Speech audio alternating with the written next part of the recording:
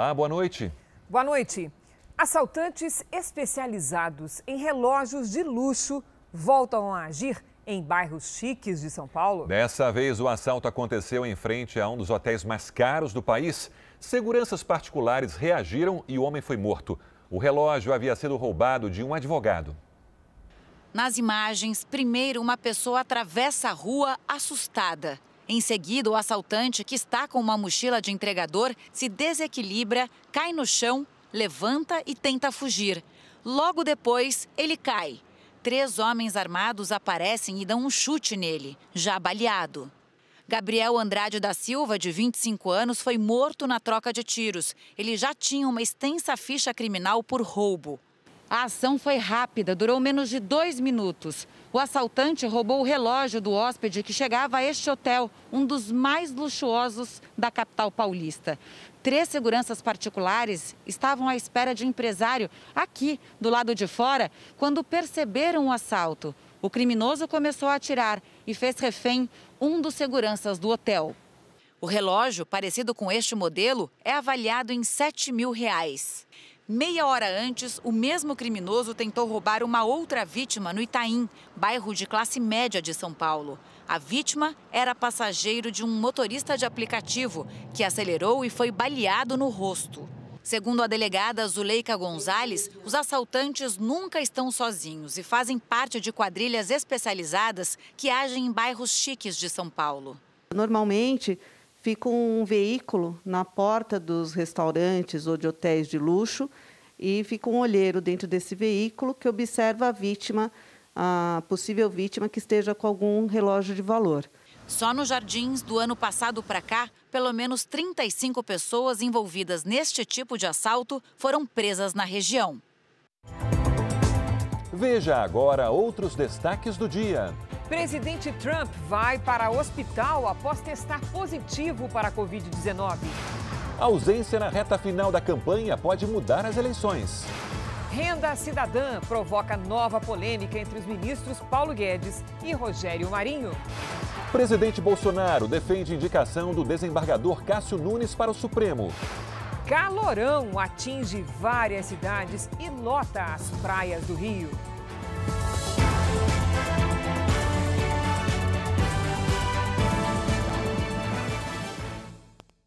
Oferecimento: para os desafios do presente, experimente o futuro com o Bradesco.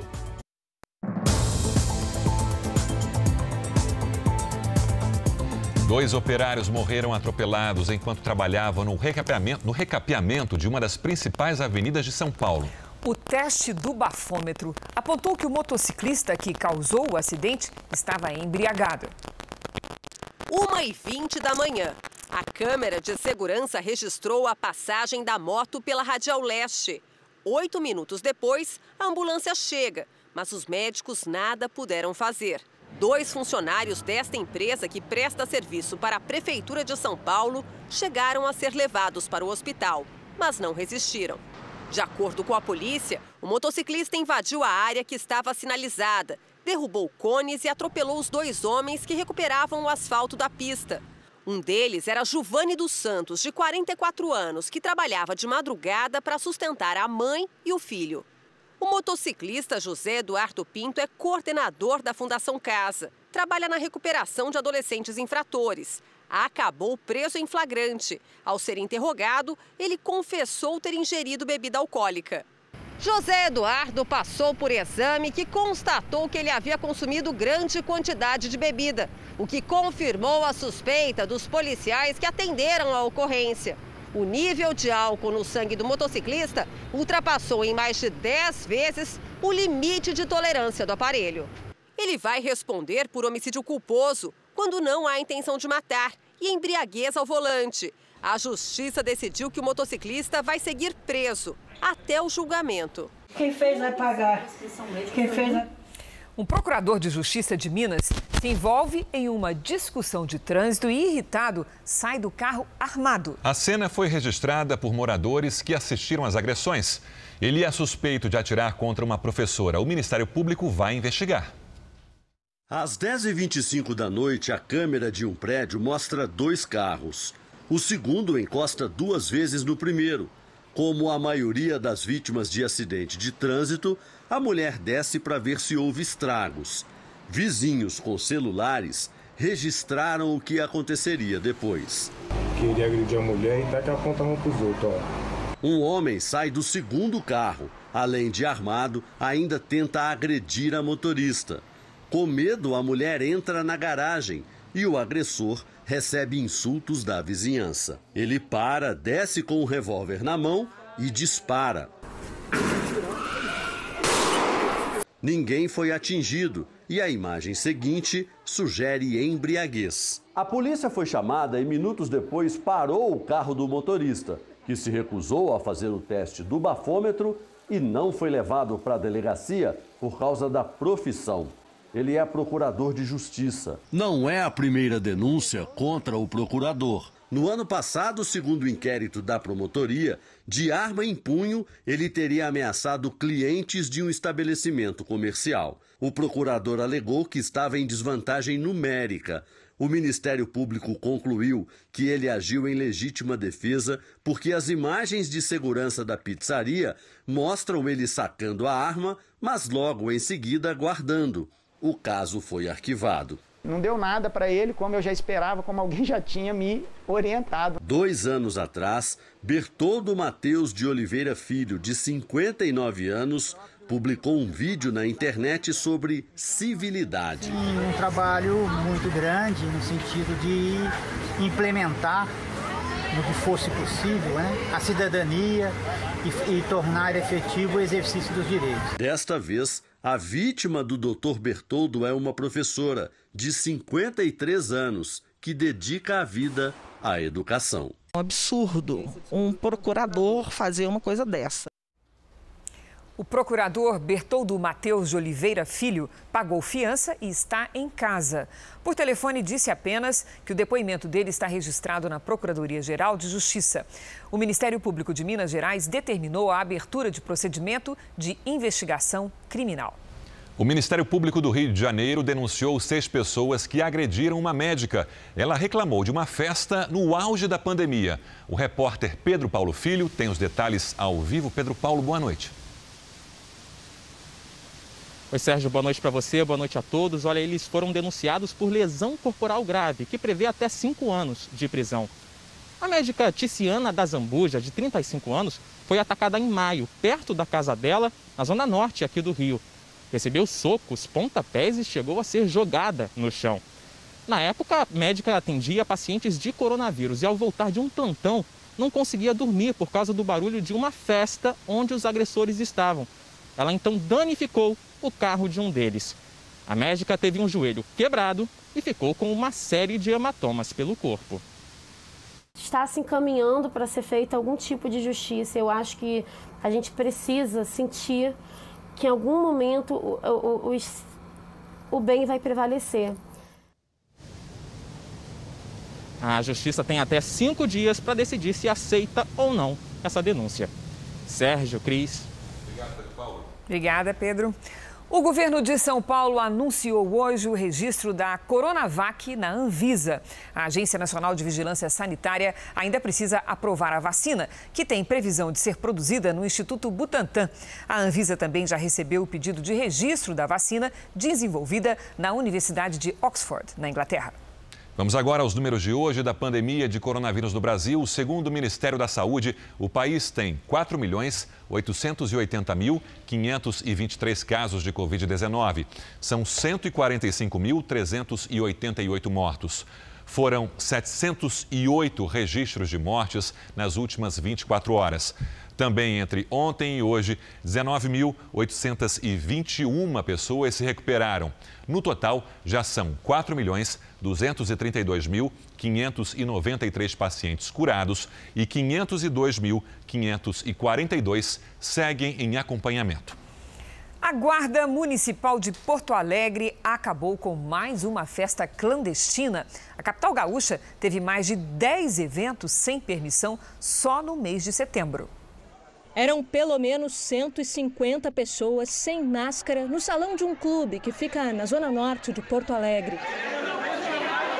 O desrespeito ao distanciamento social seguiu até a chegada da Guarda Municipal.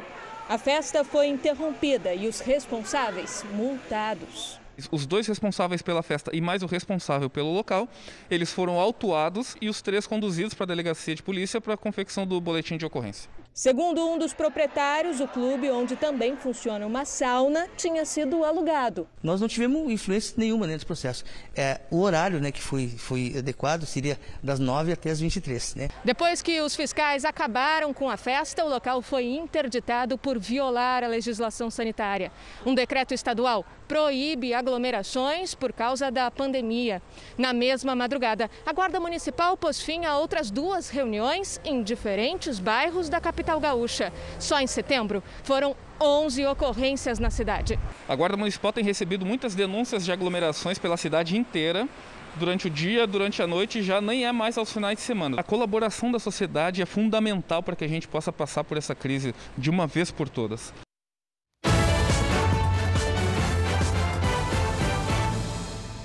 O presidente Donald Trump vai passar alguns dias em avaliação no hospital militar no estado americano de Maryland, perto da capital, Washington.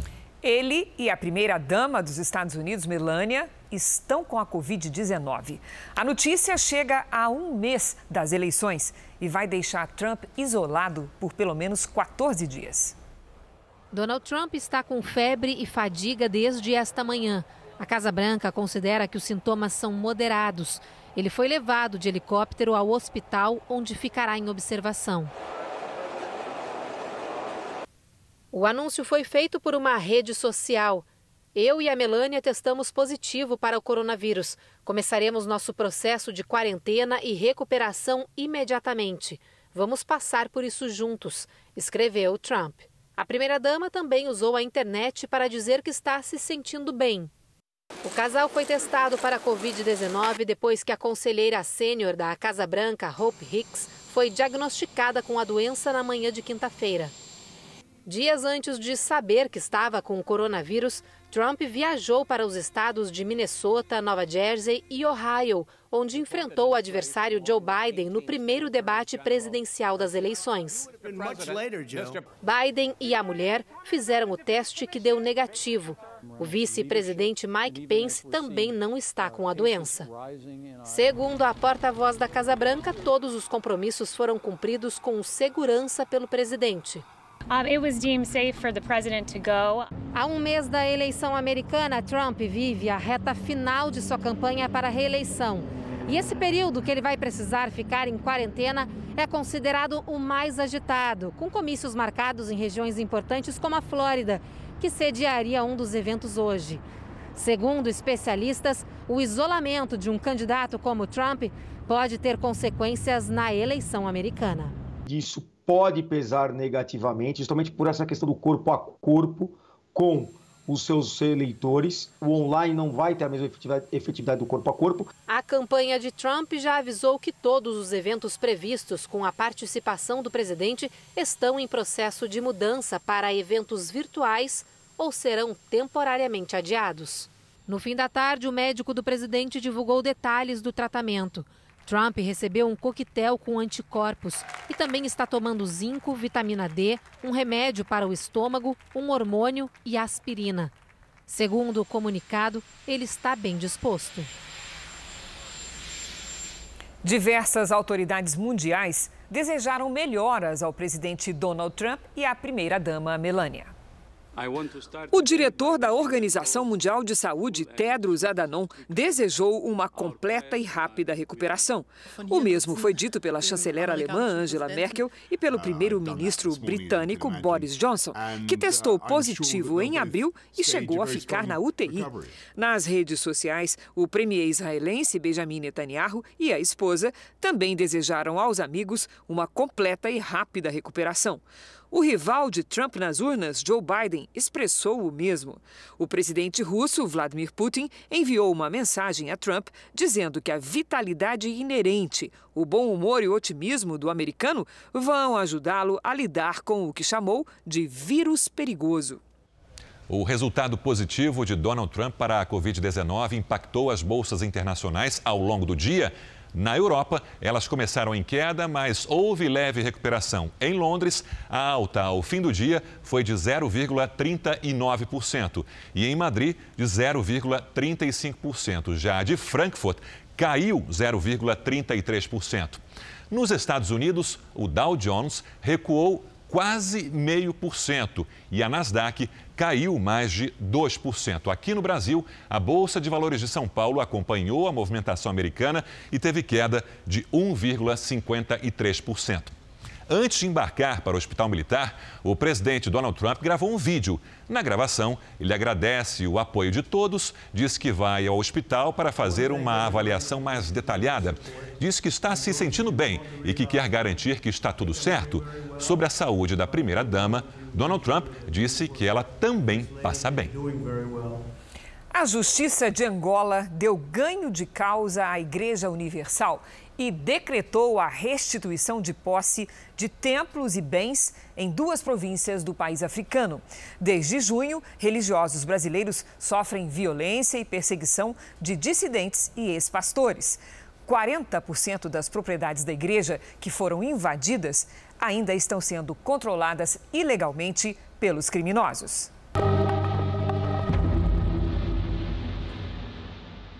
Três meses depois das cenas de violência, xenofobia e perseguição religiosa, a justiça angolana começa a se manifestar sobre os ataques a templos e propriedades da Igreja Universal no país africano. Em 2 províncias, Lunda Norte e Benguela, juízes decretaram a restituição de posses de igrejas, casas e veículos que foram tomados à força por dissidentes e ex-pastores da instituição brasileira. Eles consideram que os bens devem ser devolvidos aos legítimos líderes da Igreja Universal. Em junho deste ano, um movimento criminoso passou a invadir templos. Centro de quarentena do Ambo, aqui nós tomamos posse, a chave, tudo já está sobre as nossas mãos. Ninguém mais entra, Malange está tomada. Muitos religiosos brasileiros e angolanos não compactuam com essas atitudes. É fundamental que a legalidade seja reposta e que os irmãos da Igreja Universal do Reino de Deus de toda Angola possam, portanto, voltar a cultuar. Nos ataques coordenados na capital Luanda e no interior de Angola, pastores foram obrigados a sair das casas onde moram. A gente praticamente saiu de lá, sabe assim, expulso, escurralhado. Mulheres de religiosos ficaram com marcas no corpo e pastores se tornaram vítimas da violência. Apaga essa brincadeira! Isso é violência! Por trás dos ataques direcionados a bispos e pastores brasileiros estão ex-integrantes da Universal que alegam terem sofrido discriminação na igreja. Mas o grupo invasor pode agir pelo sentimento de vingança. Todos foram afastados da instituição depois de serem flagrados ou confessarem a participação em atos imorais ou até criminosos. Na decisão de restituir a posse de templos e outros bens, os magistrados angolanos afirmam que os invasores agiram de forma premeditada e organizada. Eles também consideram a conduta ilícita e inadmissível com o Estado de Direito. No despacho, o juiz de Benguela ainda cita que o grupo orquestrou a tomada de assalto às igrejas, evitando qualquer resposta por parte das autoridades, o que amplifica e instiga o ódio, a violência religiosa e racial. Já o magistrado de Lunda Norte destaca que a Igreja Universal do Reino de Deus é a legítima proprietária dos bens mencionados. Angola é um Estado democrático de direito, com instituições credíveis, capazes de oferecerem uma boa administração de justiça. Enganam-se as pessoas que pensam que podem fazer o que quiserem, até mesmo cometerem crime e que os mesmos serão impunes. Nós cremos na justiça de Angola. Em comunicado oficial, a Igreja Universal diz que sempre acreditou que a justiça iria ser reposta e que o Estado de Direito iria prevalecer diante dos atos de violência, xenofobia e perseguição religiosa. Hoje, em 11 das 18 províncias de Angola, os dissidentes controlam ilegalmente templos da Igreja Universal. Ainda nesta edição, o reconhecimento por foto de suspeitos que leva a acusações e prisões injustas. E também a primavera com jeito de verão. As temperaturas passaram dos 43 graus.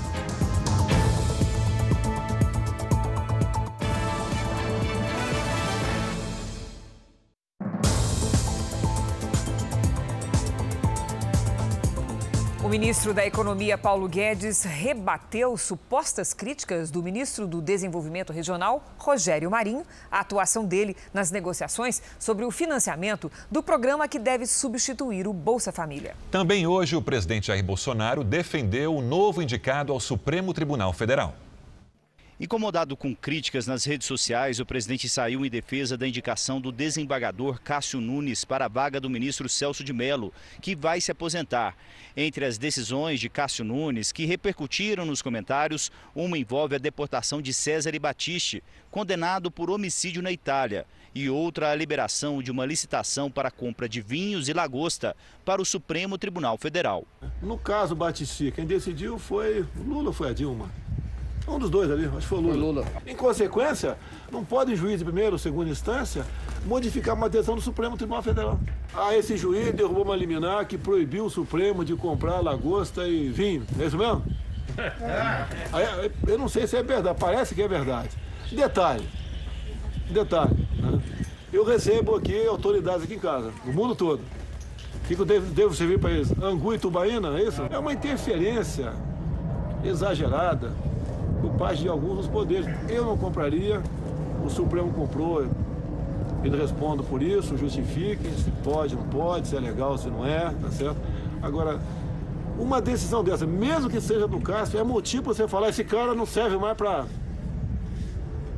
ter uma ascensão na tua vida de jurista. A criação do Renda Cidadã gerou um novo atrito entre os ministros da Economia e do Desenvolvimento Regional. Rogério Marinho, em um encontro com empresários, teria desqualificado a atuação de Paulo Guedes durante as discussões sobre o programa social. Tudo em torno de uma fala de Guedes, que defendeu não usar precatórios para conseguir os cerca de 30 bilhões de reais necessários para o projeto. Paulo Guedes falou sobre o assunto. Eu não acredito que ele tenha falado isso.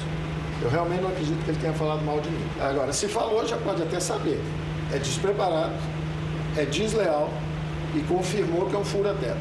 Mas eu não acredito que ele tenha falado. Rogério Marinho negou a crítica a Guedes. O Ministério da Economia segue contra o uso de precatórios para financiar o programa Renda Cidadã. Não tinha nada a ver com Renda Brasil. O negócio do precatório não tinha nada a ver com Renda Brasil.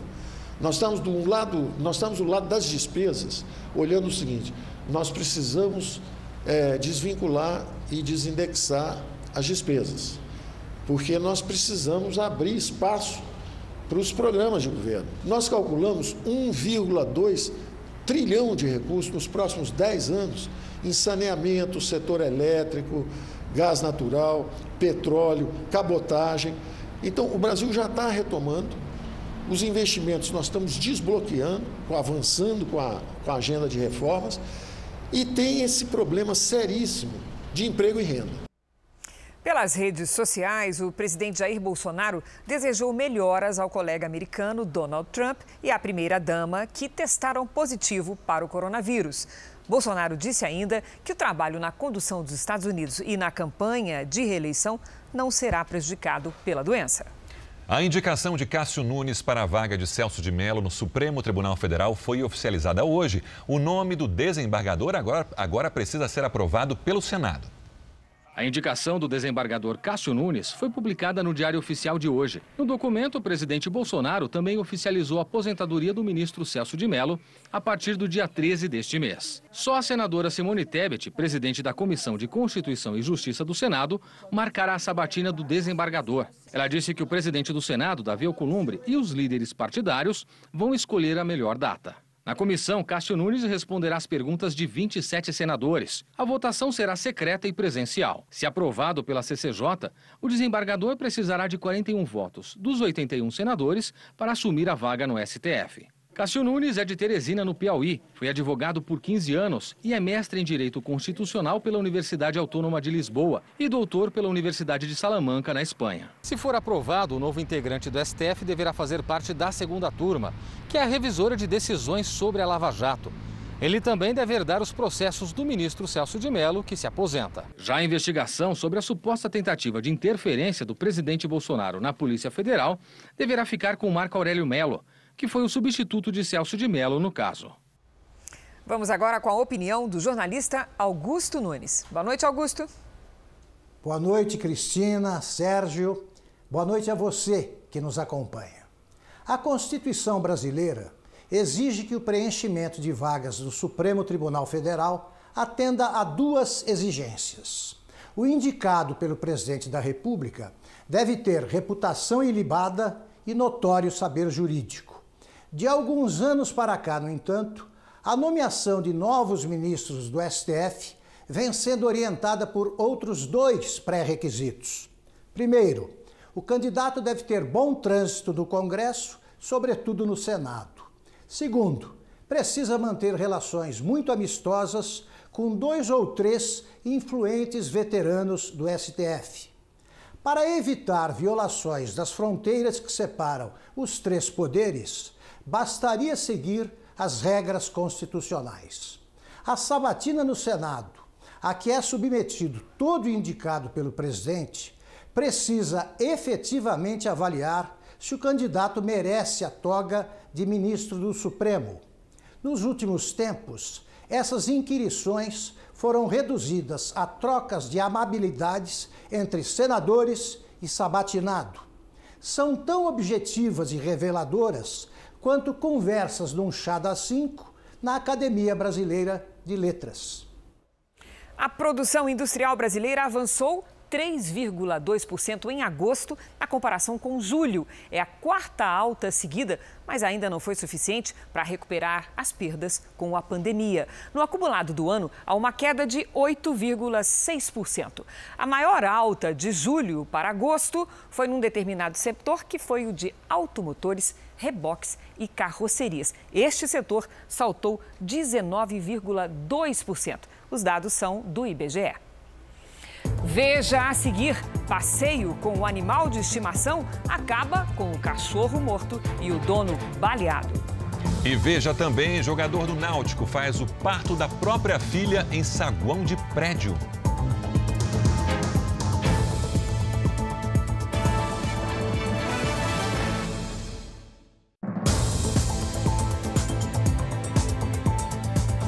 A Polícia Federal indiciou o deputado federal Paulinho da Força por corrupção e lavagem de dinheiro. As investigações da primeira fase da Operação Lava Jato terminaram hoje com o indiciamento do deputado federal Paulinho da Força. Ele é suspeito de falsidade ideológica eleitoral, corrupção passiva e lavagem de dinheiro, com penas que vão de 3 a 12 anos de prisão. A Operação Darkside da Polícia Federal também indiciou o advogado Cristiano Vilela Pinho e José Gaspar de Campos, ex-tesoureiro do Partido Solidariedade, pelos mesmos crimes. Segundo a investigação, Paulinho recebeu mais de R$1 milhão. A defesa do deputado Paulo Pereira da Silva informou que vai apresentar os elementos necessários para demonstrar sua inocência. A defesa de José Gaspar disse que ele já prestou todos os esclarecimentos necessários e está à disposição das autoridades. O advogado Cristiano Vilela Pinho não retornou o nosso contato. O Ministério Público Federal apresentou uma nova denúncia contra o presidente da Assembleia Legislativa de Santa Catarina. Apesar dos problemas com a Justiça, o deputado Júlio Garcia pode assumir o governo do estado caso o governador e a vice sejam afastados. O deputado estadual Júlio Garcia foi denunciado à Justiça Federal junto com outras 13 pessoas. O grupo é investigado pelos crimes de corrupção, peculato e fraude em licitação. Segundo o Ministério Público Federal, os denunciados teriam obtido vantagem financeira em um contrato com uma empresa de tecnologia. De acordo com a denúncia, o grupo teria embolsado 86% do valor do contrato. Esta é a segunda denúncia contra o deputado em menos de um mês. O presidente da Assembleia é investigado desde o ano passado pela Polícia Federal. A nova denúncia aumenta o clima de incerteza no estado. O governador Carlos Moisés e a vice Daniela Rainer respondem a 2 processos de impeachment. Mesmo que se torne réu nos processos, o deputado Júlio Garcia pode assumir o cargo interinamente até nova eleição. A defesa disse que a denúncia é baseada em suposições e que não há provas do envolvimento do deputado nas supostas fraudes. A internet tem sido a maneira das pessoas se aproximarem durante a pandemia, mas para os jovens, o perigo é o excesso de tempo que eles agora ficam nas redes sociais. Aponte a câmera do seu celular, falando nisso, para o nosso QR Code e descubra se você está passando muito tempo conectado na internet. Os dedos ágeis digitam no celular enquanto Beatriz acompanha as instruções na tela do computador. Ela divide a atenção entre as aulas online e as redes sociais. Eu acordo 7h30, né, para a aula, 7h20, que é a aula. E até a hora de dormir, 1h30, 1h eu fico mexendo mesmo, conversando com os meus amigos. Para respeitar o isolamento social, o contato com os amigos é só por internet. Na hora do descanso, o celular também não para. Depois de tantos cliques, vem o resultado. Às vezes eu sinto muita dor de cabeça, cansaço mesmo. Aí eu pego e falo, não, hoje eu não vou ficar no celular que eu tô cansada, eu vou descansar um pouco. Assim como a Beatriz, são os jovens entre 16 e 24 anos, os brasileiros que têm passado mais tempo na internet durante a pandemia. Uma pesquisa revelou que eles ficam 9 horas por dia conectados, bem acima da média mundial, que é de 6 horas e 40 minutos. Essa exposição excessiva pode causar prejuízos para a saúde física e psicológica. Que fica ali parecendo que os outros sempre têm uma vida mais legal, que podem mais, que consomem mais coisas mais legais que você. Então você acaba tendo uma privação crônica de sono, né, que também leva a um aumento de estresse e leva a um aumento da incidência de depressão e ansiedade. Para identificar quando o uso da internet se torna uma dependência, há alguns sinais de alerta. Falta de interesse em outras atividades, um prazer que venha de uma única fonte, né, que seria o uso de computador e o uso de celular, uma abstinência. Então, isso, não está usando, fica entediado, não sabe mais fazer outra coisa. Estimular outras ocupações seria uma forma de diminuir o uso das tecnologias. É o que a mãe da Beatriz pretende fazer assim que as aulas presenciais voltarem. Voltar a estimular as atividades físicas, as atividades ao ar livre, o contato pessoal, olho no olho, de pele, porque eu sei que o melhor, e isso vale para tudo, é o equilíbrio. Em maio, contamos a história de um rapaz detido, suspeito de roubo, sem ter praticado o crime. Segundo especialistas, muitas pessoas são presas injustamente porque os métodos de investigação no Brasil são falhos, as provas fracas e muitas vezes as vítimas são induzidas a reconhecer o suspeito. A câmera de vigilância flagra o roubo. Criminosos levam o carro e deixam mãe e filha na calçada. Poucas horas depois, a polícia prendeu Iago, Douglas e Renato, que têm entre 21 e 26 anos, e foram reconhecidos pelas vítimas. Mas a câmera da escola também mostra os três na quadra, jogando futebol com outras pessoas, das 5 da tarde até por volta das 6 do dia 17 de abril. O roubo foi bem no meio desse período, às 5h27 do mesmo dia. Quem conseguiu essas imagens foi Viviane, que viu o filho sendo preso. Depois de quase um mês, um dos 3 acusados foi solto. E foi justamente o filho da Viviane. Não por causa das imagens, mas porque durante o reconhecimento feito na delegacia, a vítima não tinha certeza quanto à participação dele. Mas os outros 2 continuam presos e um deles é o filho da Sueli. Por que esses 2 ainda estão na cadeia? Então, porque a vítima fez o reconhecimento errado. O diretor do Instituto de Ciências Criminais concorda. A lei diz que a pessoa que vai reconhecer, antes do reconhecimento, deve descrever fisicamente a pessoa a ser reconhecida. E depois, na efetivação do reconhecimento, ela deve ser colocada ao lado de outras pessoas que tenham semelhanças com ela, para que se reduza a possibilidade de erro no reconhecimento. Segundo ele, muitas condenações no Brasil são baseadas apenas em depoimentos de policiais ou provas frágeis. Inverte-se o ônus da prova no processo penal, que deve ser de quem acusa. Em outro caso, Douglas Gomes da Silva, de 25 anos, foi acusado injustamente de ter assaltado um motorista de aplicativo. Imagens de câmeras de segurança também comprovaram a inocência do rapaz. A mãe de Iago, que está preso há 5 meses, ainda tem esperança de que a justiça seja feita. Inocente. As pessoas que conhecem ele perguntam todo dia, eu não sei mais nem o que falar. Um homem e seu cachorro foram baleados no Rio de Janeiro depois de um desentendimento. O animal, um pitbull, acabou morto. A polícia agiu rápido, encontrou testemunhas e levou para a delegacia o homem suspeito do crime. Ele é um agente penitenciário. A arma dele foi apreendida. Eu até fico emocionada, né? Porque pobre do bichinho inocente, não tem nada a ver, né? O pitbull Thor, de 3 anos, perdeu a vida durante um passeio com um dos donos. Segundo os responsáveis, o cachorro estava com coleira, focinheira e era guiado por uma corrente para proteger os pedestres. No caminho, ele e Washington, o dono, se encontraram com um homem que também passeava com uma cachorra.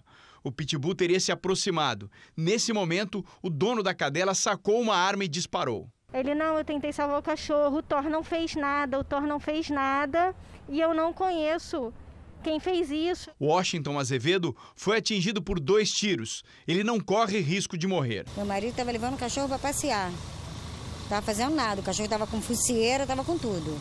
A polícia espera agora conseguir imagens para esclarecer as versões diferentes sobre a focinheira do cão. Quem passava pela rua durante a madrugada contou aos investigadores que o pitbull estava solto e não usava o equipamento de proteção. Como ele matou um cachorro e baleou uma pessoa que poderia ter morrido matado também, ele também poderia matar outras pessoas. Daniela cuidava de Thor desde o nascimento e garante que se preocupava com o uso da focinheira. Eu nunca imaginei vivenciar isso, porque meu cachorro nunca fez mal para ninguém. A gente não está entendendo o porquê desse senhor, né, sair atirando. Em plena primavera, o Rio de Janeiro registra temperatura de verão. A sensação térmica hoje foi de 50 graus. O resultado disso, Cris, praias lotadas e houve desrespeito às regras de isolamento. Rio, 43 graus. O decreto da prefeitura ainda proíbe a permanência na areia das praias. Mas o carioca liga para isso? Tinha várias opções, mas a minha realmente é essa daqui, é a praia. Quem optou em respeitar o decreto deu um jeito de se refrescar. Tinha gente na laje e até em piscinas de plástico nas calçadas. O clima de verão, em plena primavera, lotou a faixa de areia de ponta a ponta. Mesmo quem trabalha na área da saúde aproveitou o dia de frente para o mar. Fico muito presa dentro do hospital, vejo muita coisa, então eu venho curtir hoje meu único dia de folga. Você veio de máscara? Vim de máscara, aqui que eu tirei, porque no sol não tem condições de ficar. Nós bem que procuramos, mas não encontramos ninguém usando máscara na praia, só a nossa equipe. Porém, por mais calor que esteja, a recomendação dos especialistas é bem diferente. Nas altas temperaturas, o uso das máscaras exige ainda mais cuidados. Toda vez que a pessoa notar que a máscara está úmida, independente do tempo, ela deve ser trocada, porque ela pode perder a capacidade filtrativa dela muito antes do período que seria recomendado o ideal. Muitos alegaram que, mesmo na areia, obedeciam o distanciamento social. Se você achar que a praia está muito cheia, você vai embora? Eu não iria, não. O certo é se retirar. Nas cidades do litoral paulista, as praias também lotaram. Com a sensação térmica de 42 graus, as restrições não impediram o banho de mar.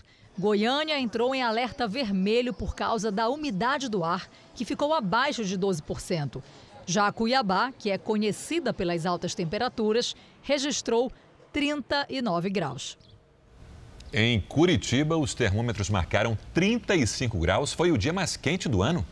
A capital mais fria do Brasil teve o dia mais quente do ano. Na verdade, a gente veio buscando um friozinho.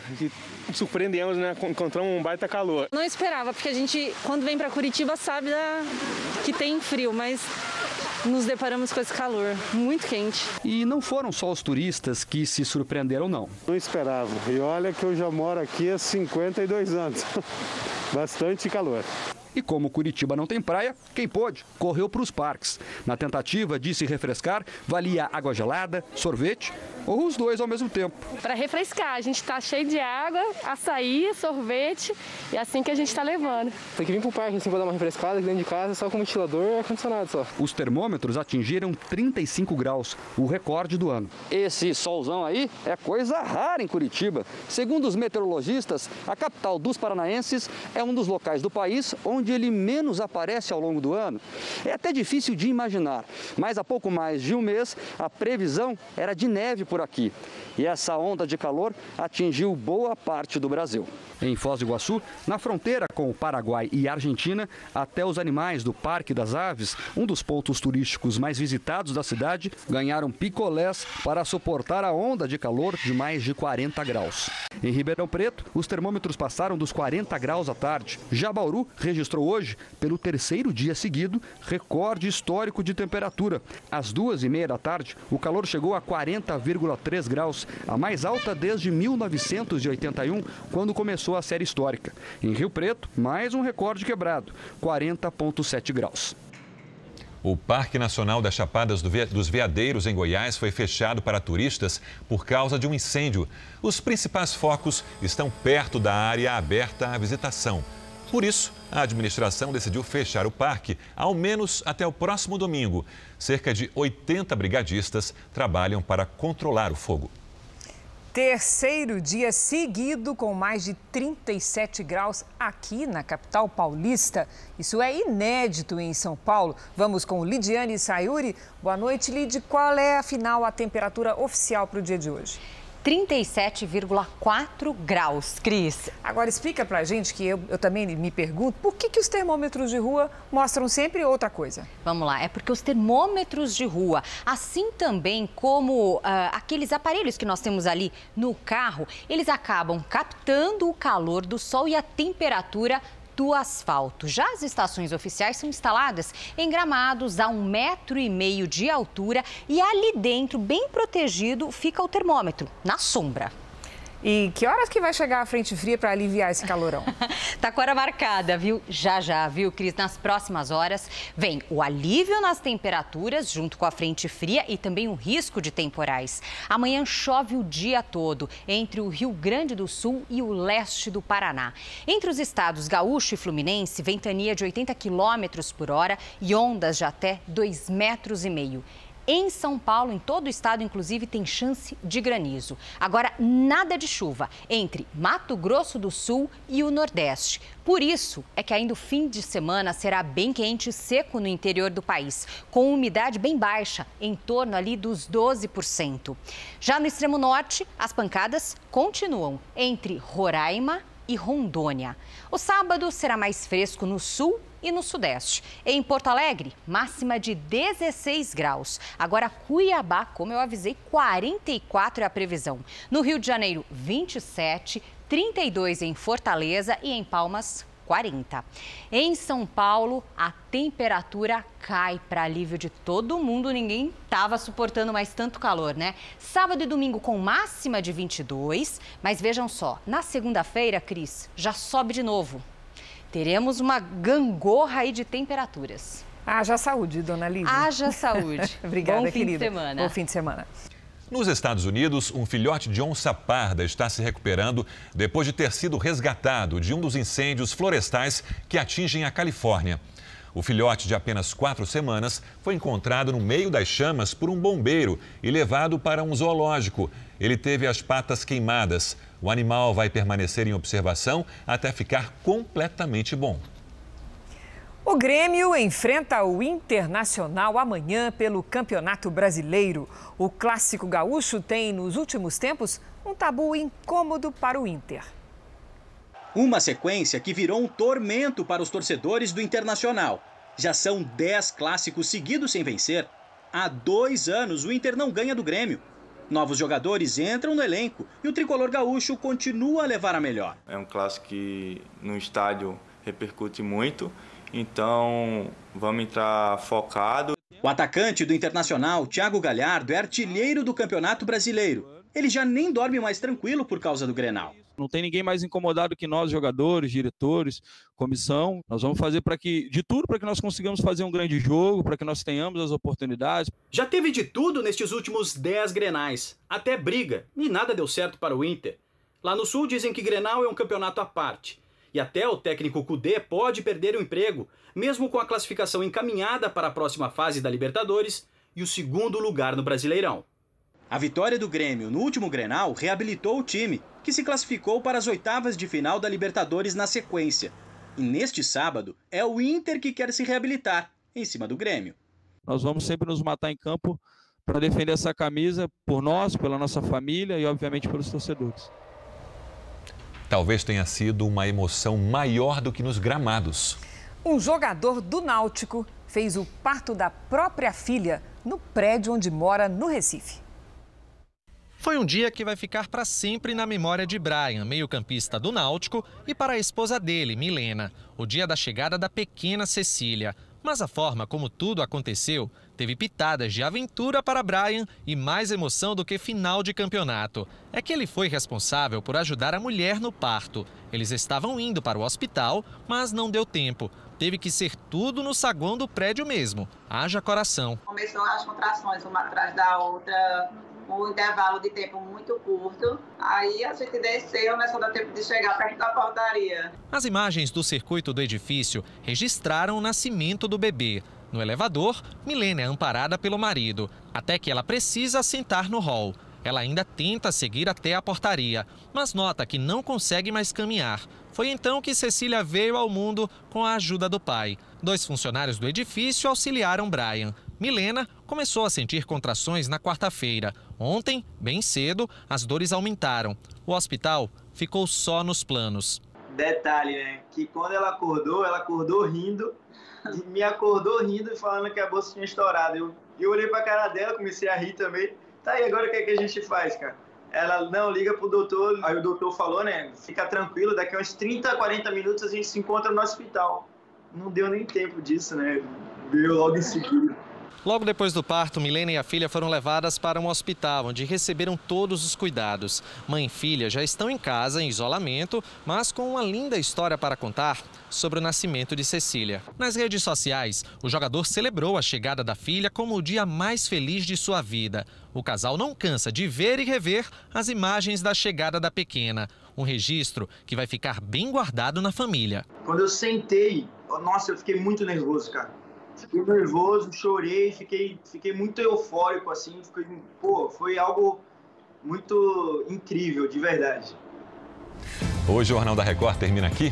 E à 00:30 tem mais Jornal da Record. Fique agora com a novela Amor Sem Igual. Boa noite e até domingo no Câmera Record. Boa noite, bom fim de semana.